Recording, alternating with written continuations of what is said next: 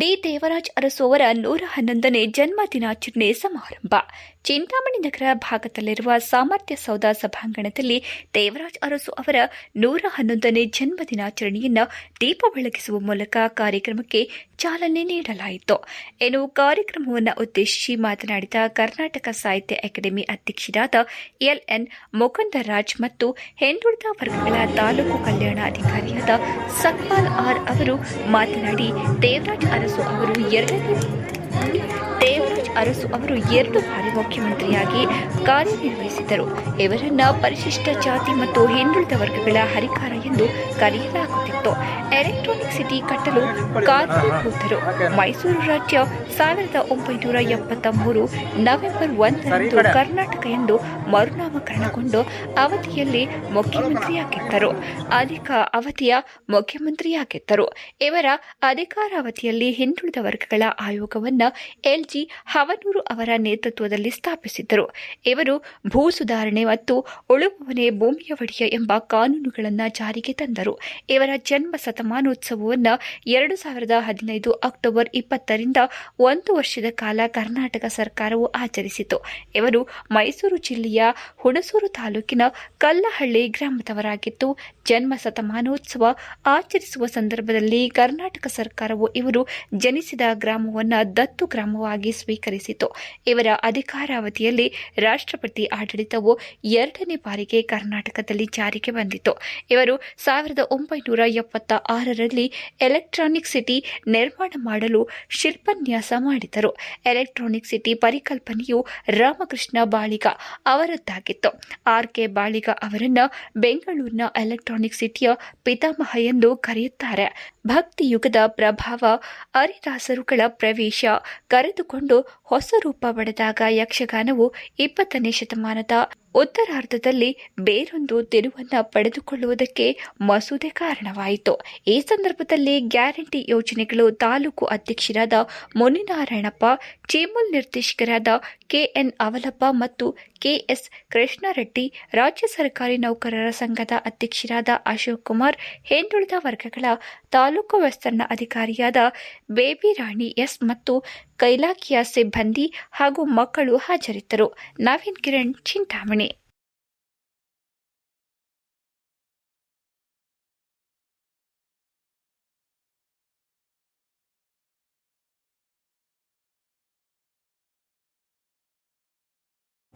ಹಾಗೆ voiceless of voice ದಮನಿತರ ಧ್ವನಿಯಾಗಿರುವಂಥ ಮತ್ತು ಹೋರಾಟದ ಧ್ವನಿಯಾಗಿರ್ತಕ್ಕಂಥ ರುಕ್ಮಾವರಮ್ಮ ಮೇಡಮ್ ಅವರು, ಹಾಗೆ ಹೋರಾಟಗಳು ಮತ್ತು ಸಂಘರ್ಷಗಳ ನಡುವೆ ಸಾಧನೆಯ ದಾರಿ ಹೇಗೆ ಎಂಬಂತೆ ದಾರಿದೀಪವಾಗಿ ತೋರಿಸ್ಕೊಟ್ಟಂತಹ ಅಕ್ಕಯ್ಯ ಪದ್ಮಶಾಲಿ ಮೇಡಮ್ ಅವರೇ, ಹಾಗೆ ಎಲ್ಲರಿಗೂ ಕೂಡ ಈ ಕಾರ್ಯಕ್ರಮಕ್ಕೆ ಹೃದಯಪೂರ್ವಕವಾದಂತಹ ಸ್ವಾಗತವನ್ನು ಬಯಸ್ತಾರೆ. ವಿದ್ಯಾರ್ಥಿಗಳೇ, ಈಗ ನಾನು ಭಾಷಣ ಮಾಡೋದಕ್ಕಂತೂ ಖಂಡಿತ ಹೋಗೋದಿಲ್ಲ. ಯಾಕಂದರೆ ಸಮಯದ ಅಭಾವ ಇರೋದ್ರಿಂದ ಈಗಾಗಲೇ ಕೂಡ ತಡವಾಗಿ ಶುರುವಾಗಿರೋದ್ರಿಂದ ಕೇವಲ 2 ಮಾತುಗಳನ್ನ ಹೇಳಿ ನಾನು ನನ್ನ ಒಂದು ಪ್ರಾಸ್ತಾವಿಕ ನುಡಿಗಳನ್ನ ಮುಗಿಸೋದು ಬಯಸ್ತೇನೆ. ವಿದ್ಯಾರ್ಥಿಗಳೇ, ತಾವು ತಮ್ಮ ಜೀವನದ ಧ್ಯೇಯೋದ್ದೇಶಗಳು ಮತ್ತು ತಮ್ಮ ಜೀವನದ ಪ್ರಕ್ರಿಯೆ, ಜೀವನ ಹೇಗಿರಬೇಕು ಅಂತಂತಂದ್ರೆ, ತಮ್ಮ ಜೀವನ ಶೈಲಿ ಜೇನುನೊಣದ ಹಾಗಿರಬೇಕಂತೆ.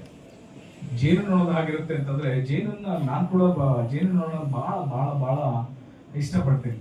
ಯಾಕೆಂತಂದ್ರೆ ನಮ್ಮ ಗುರುರಾಜ್ ಕರ್ಗಿ ಸರ್ ಅವರು ಹೇಳ್ತಾರೆ, ಜೇನುನೊಣ ಬೆಟ್ಟಗಳಲ್ಲಿರಲಿ, ಕಾಡಿನಲ್ಲಿರಲಿ, ಪರ್ವತಗಳ ಮೇಲಿರಲಿ, ಎಲ್ಲಾದರೂ ಇರಲಿ, ಆ ಜೇನುನೊಣ ಹೂವನ್ನೇ ಹುಡುಕಾಡ್ಕೊಂಡು ಹೋಗುತ್ತಂತೆ. ಎಷ್ಟು ದೂರದಲ್ಲಿದ್ರು, ಎಷ್ಟು 1000 ಕಿಲೋಮೀಟರ್ಗಳಾದರೂ ಅದು ಪ್ರಯಾಣ ಮಾಡೋದು ತನ್ನ ಹೂವನ್ನೇ ಹುಡುಕಾಡುತ್ತೆ ಹೊರತು ಆ ಕಾಡಲ್ಲೇ ಆಗಲಿ, ಆ ಪರ್ವತಗಳ ಮೇಲೆ ಆಗಿ ಬಿದ್ದಿರುವಂತ ಸತ್ತಿರುವಂತ ಪ್ರಾಣಿಗಳ ಹೆಣಗಳ ಮೇಲೆ ಅದು ಕೂರಲ್ಲ. ಹೌದಲ್ವಾ? ಹೆಣಗಳ ಮೇಲಾಗಲಿ, ಸಗಣಿಗಳ ಮೇಲಾಗಲಿ ಎಲ್ಲೂ ಕೂರೋದಿಲ್ಲ. ಅದು ಎಷ್ಟು ತನ್ನ ಪ್ರಯಾಣವನ್ನು ಮುಂದುವರಿಸಿ ಒಂದು ಹೂವನ್ನೇ ಅದು ಸೆಲೆಕ್ಟ್ ಮಾಡ್ಕೊಳ್ಳುತ್ತೆ. ಆ ಹೂವನ್ನು ಸೆಲೆಕ್ಟ್ ಮಾಡಿದ ನಂತರ ಆ ಹೂವನ್ನ ಯಾವುದೇ ರೀತಿ ನಾಶ ಮಾಡೋದಿಲ್ಲ. ಅದರ ಬಣ್ಣನ ನಾಶ ಮಾಡೋದಿಲ್ಲ, ಅದ್ರ ಗುಣನ ನಾಶ ಮಾಡೋದಿಲ್ಲ. ಅದರ ಒಂದು ಒಂದು ರೂಪನ ಕೂಡ ಅದು ನಾಶ ಮಾಡೋದಿಲ್ಲ. ಅದರೊಳಗಡೆ ಇರುವಂತ ಒಂದು ಸಣ್ಣ ಅಮೃತದ ಬಿಂದು ಏನಿರುತ್ತೆ, ಆ ಸಿಹಿ, ಆ ಸುಮಧುರವಾದ ಸಿಹಿಯನ್ನ ಮಾತ್ರ ಹೀರ್ಕೊಂಡು ಅದು ಮತ್ತೆ ತನ್ನ ಗೂಡಿಗೆ ಸೇರುತ್ತೆ. ಹಾಗೆ ವಿದ್ಯಾರ್ಥಿಗಳು ತಮ್ಮ ತಮ್ಮ ಜೀವನದಲ್ಲಿ ಅವರು ಆಯ್ಕೆ ಮಾಡ್ಕೊಳ್ಬೇಕಾಗಿರುವಂತ ಒಬ್ಬ ವ್ಯಕ್ತಿ ಅಥವಾ ತಮ್ಮ ಸಂಬಂಧ ಅಥವಾ ತಮ್ಮ ಸಂಗಡಿಗರು, ಸಂಗಾತಿಗಳು, ತಮ್ಮ ಸ್ನೇಹಿತರು ಎಲ್ಲರನ್ನೂ ಕೂಡ ಆಯ್ಕೆ ಮಾಡಿಕೊಳ್ಳೋದು ಬಹಳ ಮುಖ್ಯ ಆಗುತ್ತೆ. ಜೀವನದಲ್ಲಿ ತಾವು ಸೇರ್ಬೇಕಾಗಿರುವಂತ ಗಮ್ಯ, ತಾವು ಸೇರ್ಬೇಕಾಗಿರುವಂತ ತೀರನ ನಾವು ಬಹಳ ಎಚ್ಚರಿಕೆಯಿಂದ ಆಯ್ಕೆ ಮಾಡ್ಕೋಬೇಕಾಗುತ್ತೆ.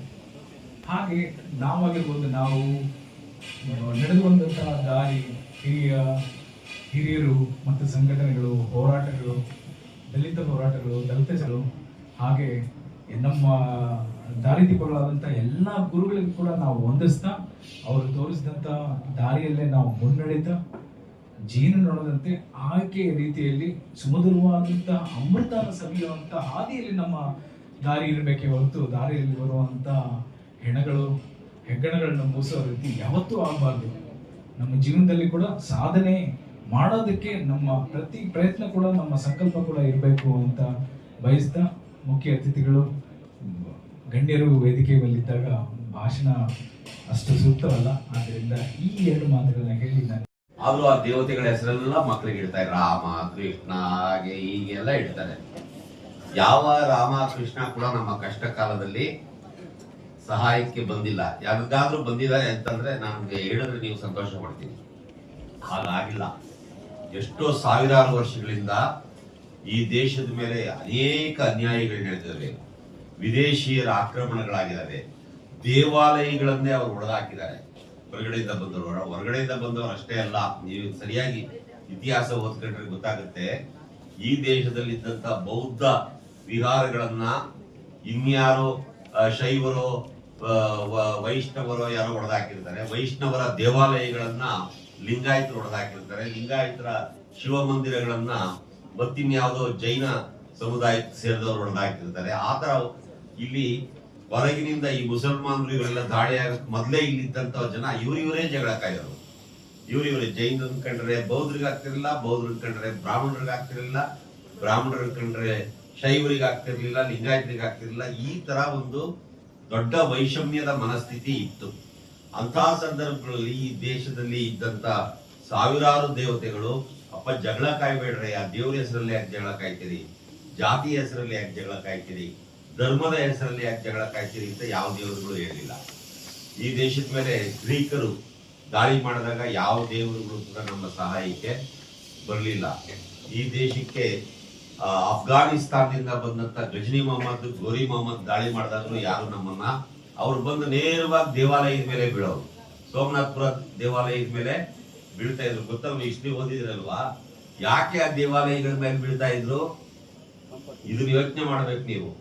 ಈ ದೇಶದಲ್ಲಿ ಬಡವರಿಗೆ ಅಂದ್ರೆ ತಳ ಸಮುದಾಯದಲ್ಲಿ ಇದ್ರಲ್ಲ 97%, ಯಾವುದನ್ನ ದೇವರಾಜ ಅರಸು ಯಾರನ್ನ ಮೇಲಕ್ಕೆ ತರಬೇಕು ಅಂತ ಕನಸು ಕಂಡು ಅದರಲ್ಲಿ ಯಶಸ್ಸು ಪಡೆದ್ರು. ಈ ತಳ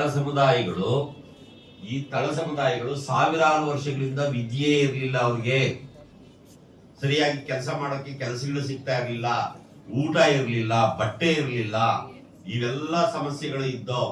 ಮತ್ತೆ ಇವರು ಸದಾ ಕಾಲವೂ ಕೂಡ ದೇವ್ರ ಪೂಜೆ ಮಾಡ್ಕೊಂಡು ಹರಕೆ ಕಟ್ಕೊಂಡು ದೇವಾಲಯಗಳಲ್ಲಿ ಆ ಹರಕೆ ಎಲ್ಲ ಹಾಕಿ ಆ ದೇವಾಲಯದ ಸಂಪತ್ತು ಜಾಸ್ತಿ ಆಗೋದು. ದೇವಾಲಯಗಳಲ್ಲಿ ಸಂಪತ್ತು ಜಾಸ್ತಿ ಆದ್ರೆ ಏನಾಗುತ್ತೆ, ಒಂದು ಹೊರಗಿನವ್ರು ಯಾರೋ ಬಂದು ದಾಳಿ ಮಾಡ್ತಾರೆ. ಇಲ್ಲಾಂದ್ರೆ ಈಗ ಅಯೋಧ್ಯೆಯಲ್ಲಿ ಮಾಡಿದಾರಲ್ಲ, ಅಯೋಧ್ಯೆಯಲ್ಲಿ ಏನ್ ಮಾಡಿದ್ರು, 200 ಕೋಟಿ ರೂಪಾಯಿ ಅಲ್ಲಿರೋ ಪೂಜಾರಿಗಳೇ ಹೊಡ್ಕಂತಿದ್ದು ಬಿಟ್ರು. ಆಮೇಲೆ ತಿರುಪತಿ ಒಳಗೂ ಹಂಗೆ ಆಗ್ತಾ ಇದೆ. ಹೀಗೆ ಅಲ್ಲಿರೋರೇ ಹೊಡ್ಕಂತಿದ್ದು ಬಿಡ್ತಾರೆ.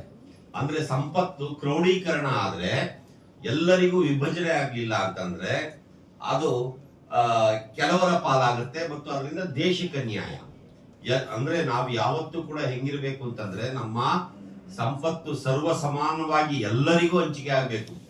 ಯಾವುದೇ ಜಾತಿಯವರು ಇರಲಿ, ಅವರು ದಲಿತರಿರ್ಬೋದು, ಮುಸಲ್ಮಾನರಿರ್ಬೋದು, ಒಕ್ಕಲಿಗರಿರ್ಬೋದು, ಲಿಂಗಾಯತರಿರ್ಬೋದು, ಬ್ರಾಹ್ಮಣರಿರ್ಬೋದು, ಯಾವುದೇ ಜಾತಿ ಜನಾಂಗಕ್ಕೆ ಸೇರಿದ ವ್ಯಕ್ತಿಗಳಿಗೆ ಈ ವಿದ್ಯೆ, ಉದ್ಯೋಗ, ಸಂಪತ್ತು ಇವೆಲ್ಲ ಸಮಾನವಾಗಿ ಹಂಚಿಕೆ ಆದಾಗ ಆ ದೇಶ ಉದ್ಧಾರ ಆಗುತ್ತೆ. ಅರ್ಥ ಮಾಡ್ಕೋಬೇಕು ಇದನ್ನ. ಇಲ್ಲಿ ನೋಡಿ, ನಮ್ಮ ದೇಶದೊಳಗೆ ಮೊದಲಿಂದಲೂ ಇದಾಗಲೇ ಇಲ್ಲ. ಇದಾಗಕ್ ಶುರುವಾಗಿದ್ದು ಯಾವಾಗ್ಲಿಂದ, ಸ್ವಲ್ಪ ಈ ದೇಶಕ್ಕೆ ಬ್ರಿಟಿಷರು ಬಂದ್ಮೇಲೆ ಅವರು ಕೆಲವು ವಿದ್ಯಾಸಂಸ್ಥೆಗಳನ್ನ ಪ್ರಾರಂಭ ಮಾಡೋದು. ಜೊತೆಗೆ ನಮ್ಮ ಕೃಷ್ಣರಾಜ ಒಡೆಯರ್ ಅಂತ ಒಬ್ರು ಮಹಾರಾಜರು ಮೈಸೂರಿನಲ್ಲಿ, ಅವರು ಏನ್ ಮಾಡ್ತಾರೆ ಕರ್ನಾಟಕದಲ್ಲಿ ಅಂತಂದ್ರೆ ತುಂಬಾ ಶಾಲೆಗಳನ್ನ ಕಾಲೇಜುಗಳನ್ನ ಪ್ರಾರಂಭ ಮಾಡ್ತಾರೆ. ನಿಮಗೆ ಒಂದು 100-120 ವರ್ಷಗಳ ಹಿಂದೆ ಬೆಂಗಳೂರಿನಲ್ಲಿ ವಿಕ್ಟೋರಿಯಾ ಆಸ್ಪತ್ರೆ ನೋಡಿದೀರಾ, ಹೋಗಿದ್ದೀರಲ್ವಾ? ಅದ್ರ ಎದುರುಗಡೆ ಒಂದು ವಾಣಿ ವಿಲಾಸ ವಿದ್ಯಾಸಂಸ್ಥೆ ಅಂತ ಈಗಲೂ ಇದೆ. ಆ ಶಾಲೆಯನ್ನ ತಮ್ಮ ತಾಯಿಯ ಹೆಸರಿನಲ್ಲಿ ಕೃಷ್ಣರಾಜ ಒಡೆಯರು ಪ್ರಾರಂಭ ಮಾಡ್ತಾರೆ. ಅಂದ್ರೆ ಹೆಣ್ಣು ಮಕ್ಕಳಿಗೆ ವಿದ್ಯಾಭ್ಯಾಸ ಇರಲಿಲ್ಲ. ಇವೆಲ್ಲ ತೊಂದರೆಗಳನ್ನ ನಮ್ಮ ಜನ ಅನುಭವಿಸ್ತಾ ಇದ್ರು. ಆಮೇಲೆ ನಮ್ಮ ದೇಶಕ್ಕೆ ಸ್ವಾತಂತ್ರ್ಯ ಬಂದ ಮೇಲೆ ಈ ದೇಶದಲ್ಲಿ ಅಧಿಕಾರ ನಡೆಸಿದ ನೆಹರು ತರದವರು ಅಂತ ಪ್ರಾರಂಭಗೊಂಡು ನಮ್ಮ ದೇವರಾಜ ಅರಸು ಅವರು ಇರ್ಬೋದು, ಕೆಂಗಲ್ ಹನುಮಂತಯ್ಯನವರು ಇರ್ಬೋದು, ಕೆ.ಸಿ. ರೆಡ್ಡಿ ಅವರು ಇರ್ಬೋದು, ವೀರೇಂದ್ರ ಪಾಟೀಲರು, ನಿಜಲಿಂಗಪ್ಪ ದೇವೇಗೌಡರು ಇರ್ಬೋದು, ಅಥವಾ ಸಿದ್ದರಾಮಯ್ಯನವರು ಇರ್ಬೋದು, ಈಗ ಅಧಿಕಾರ ನಡೆಸ್ತಾ ಇರುವ ಡಿ.ಕೆ. ಶಿವಕುಮಾರ್ ಅವರು ಇರ್ಬೋದು, ಇವರೆಲ್ಲರೂ ಏನ್ ಮಾಡಿದ್ರು, ಸಮಾಜಮುಖಿಯಾಗಿ ಯೋಚನೆ ಮಾಡಿದ್ರು. ಎಲ್ಲ ಜಾತಿಯವರಿಗೂ ಶಕ್ತಿ ತುಂಬಬೇಕು ಅನ್ನೋ ಕಾರಣಕ್ಕಾಗಿ ಎಲ್ಲ ಕಡೆ ಶಾಲೆಗಳನ್ನ ಪ್ರಾರಂಭ ಮಾಡಿದ್ರು. ನಮ್ಮ ಗೋವಿಂದೇಗೌಡರ ಕಾಲದಲ್ಲಿ ಜೆ.ಎಚ್. ಪಟೇಲ್ ಅವರು ಮುಖ್ಯಮಂತ್ರಿಗಳಾಗಿದ್ದಾಗ ನೀವು ನೆನಪು ಮಾಡ್ಕೊಳ್ಳಿ, ಗೊತ್ತಾಗುತ್ತೆ. 1 ಕಿಲೋಮೀಟರ್ ಅಂತರದಲ್ಲಿ ಒಂದು ಸರ್ಕಾರಿ ಶಾಲೆ ಇರಬೇಕು ಅಂತ ಪ್ರಾರಂಭ ಮಾಡಿದ್ರು. ಇವತ್ತು ಶಾಲೆಗಳು ಮುಟ್ತಾ ಇದಾವೆ. ಅದಕ್ಕೆ ಕಾರಣ ಸರ್ಕಾರವೂ ಅಲ್ಲ, ಬೇರೆ ಯಾರು ಅಲ್ಲ, ನಾವೇ. ನಮ್ಮ ಮಕ್ಕಳನ್ನ ಸೇರಿಸಿದ್ರೆ ತಾನೇ ಆ ಶಾಲೆಗಳು ಬೆಳೆಯೋದು, ಅಲ್ಲಿ ಸಂಖ್ಯೆ ಜಾಸ್ತಿ ಆಗೋದು. ಸೊ ಇವೆಲ್ಲ ಸಮಸ್ಯೆ ನಮ್ಮಿಂದಲೇ ಶುರುವಾಗ್ತಾ ಇದೆ ಅನ್ನೋದು. ಹೀಗಿದ್ದಂತ ಒಂದು ಸಂದರ್ಭದಲ್ಲಿ ಈ ಜನ ನಿಧಾನವಾಗಿ ವಿದ್ಯಾಭ್ಯಾಸವನ್ನ ಕಲಿತರು. ಅರ್ಥ ಆಯ್ತಾ? ಒಬ್ಬ ಸಕ್ಪಾಲ್ ಇಲ್ಲಿ ಅಧಿಕಾರಿಯಾಗಿ ಬರ್ಬೇಕಾದ್ರೆ, ಅಥವಾ ಒಬ್ಬ ಬೇಬಿ ರಾಣಿ ಇಲ್ಲೇನಾದ್ರೂ ಅಧಿಕಾರಿಯಾಗಿ ಇಲ್ಲಿ ಬಂದು ಅಧಿಕಾರವನ್ನು ನಡೆಸಬೇಕು ಅಂದ್ರೆ, ಯಾವುದೇ ಒಬ್ಬ ಹೆಣ್ಣು ಮಗಳು ಮಂತ್ರಿ ಆಗ್ಬೇಕು, ಶಾಸಕರಾಗ್ಬೇಕು, ಅಥವಾ ವಿಧಾನ ಪರಿಷತ್ತಿನ ಸದಸ್ಯರಾಗಬೇಕು, ಮುನ್ಸಿಪಲ್ ಸದಸ್ಯರಾಗಬೇಕು, ಅಥವಾ IAS ಅಧಿಕಾರಿ, KS ಅಧಿಕಾರಿ ಆಗ್ಬೇಕು ಅಂತಂದ್ರೆ ಹೆಣ್ಣು ಮಕ್ಕಳಿಗೆ ಯಾವುದರಿಂದ ಸಾಧ್ಯ ಆಗಿದೆ? ವಿದ್ಯೆಯಿಂದ. ಅರ್ಥ ಮಾಡ್ಕೋಬೇಕು ನೀವು, ವಿದ್ಯೆಯಿಂದ. ಆ ವಿದ್ಯೆಯ ಬಲದಿಂದಲೇ ಮತ್ತು ಸಂವಿಧಾನದ ಶಕ್ತಿಯಿಂದ ನಮ್ಮ ದೇಶದಲ್ಲಿರುವ ಹೆಣ್ಣು ಮಕ್ಕಳು ಇವತ್ತು ಪ್ರಧಾನಮಂತ್ರಿಗಳು ಆಗ್ತಾರೆ, ರಾಷ್ಟ್ರಪತಿ ಕೂಡ ಆಗೋದಕ್ಕೆ ಸಾಧ್ಯ ಇದೆ. ಇದೆಲ್ಲವೂ ಸಾಧ್ಯ ಆಗಿರೋದು ಯಾವುದೇ ದೇವರ ಕೃಪೆಯಿಂದ ಅಲ್ಲ. ಇದೆಲ್ಲ ಸಾಧ್ಯ ಆಗಿರೋದು ಇಲ್ಲಿ ಈ ದೇಶದಲ್ಲಿ ತಮ್ಮ ಪ್ರಾಣವನ್ನೇ ಕೊಟ್ಟು ಹೋರಾಟ ಮಾಡಿದಂತ ಸ್ವಾತಂತ್ರ್ಯ ಹೋರಾಟಗಾರರು, ಮಹಾತ್ಮ ಗಾಂಧಿ ಅಂತ ಸ್ವಾತಂತ್ರ್ಯ ಹೋರಾಟಗಾರರು. ಪ್ರಜಾಪ್ರಭುತ್ವ ಬರ್ತಿದ್ದ ಹಾಗೆ ಈ ದೇಶಕ್ಕೆ ಅತ್ಯುತ್ತಮವಾದ ಸಂವಿಧಾನವನ್ನು ಬರೆದುಕೊಟ್ಟ ಬಾಬಾ ಸಾಹೇಬ್ ಅಂಬೇಡ್ಕರ್ ಅವರು. ಇವರು ನಮ್ಮ ಪಾಲಿನ ದೇವಾನುದೇವತೆಗಳು. ಇವರನ್ನ ನಾವು ಪೂಜೆ ಮಾಡೋದೇ ಇಲ್ಲ, ಇವ್ರನ್ನ ದೇವರು ಅಂತಾನೆ ತಿಳ್ಕೊಂಡಿಲ್ಲ. ನೋಡಿ, ಇದೆಲ್ಲ ದಾಟ್ಕೊಂಡು ನೀವು ಮುಂದಕ್ಕೆ ಬಂದ್ರೆ ದೇವರಾಜ ಅರಸು ಕಾಣಿಸ್ತಾರೆ. ದೇವರಾಜ ಅರಸು ಅವರಿಗೆ ಸಂವಿಧಾನ ಒಂದು ಶಕ್ತಿ ಕೊಡುತ್ತೆ. ಅವರು 40ರ ದಶಕದಲ್ಲೇನೆ ಪ್ರಜಾಪ್ರತಿನಿಧಿ ಸಭೆ, ಅವಾಗೆಲ್ಲ ಈ ವಿಧಾನಸಭೆ, ವಿಧಾನ ಪರಿಷತ್ ಇತ್ತಲ್ಲ, ಇವುಗಳನ್ನ ಪ್ರತಿನಿಧಿಗಳ ಸಭೆ ಅಂತ ಕರೆಯೋರು. ತುಂಬಾ ಜನ ಅಲ್ಲಿಗೆ ಆಯ್ಕೆಯಾಗಿ ಬರೋರು. ಅಲ್ಲಿ ಅವರು ಆಗಲೇ ಸ್ವಾತಂತ್ರ್ಯ ಪೂರ್ವದಲ್ಲೇ ಪ್ರಜಾಪ್ರತಿನಿಧಿ ಸಭೆಯ ಸದಸ್ಯರಾಗಿರ್ತಾರೆ. ಅಲ್ಲಿಂದಲೇ ತಮ್ಮ ಚಟುವಟಿಕೆಗಳನ್ನ ಶುರು ಮಾಡ್ತಾರೆ. ಆಮೇಲೆ 1947ರಲ್ಲಿ ಈ ದೇಶಕ್ಕೆ ಸ್ವಾತಂತ್ರ್ಯ ಬರುತ್ತೆ. ಚೆಂಗಲರಾಯ ರೆಡ್ಡಿ ಅವರು 49ರಲ್ಲಿ ಮುಖ್ಯಮಂತ್ರಿಗಳಾಗ್ತಾರೆ. ಅದಾದ್ಮೇಲೆ ದೇವರಾಜ ಅರಸು ಶಾಸಕರಾಗಿ ಮುಂದುವರಿತಾ ಹೋಗ್ತಾರೆ. 52ರಲ್ಲಿ ಮತ್ತೆ ಹುಣಸೂರು ಕ್ಷೇತ್ರದಲ್ಲಿ ನಿಂತ್ಕೊಂಡು ಮತ್ತೆ ಗೆದ್ದು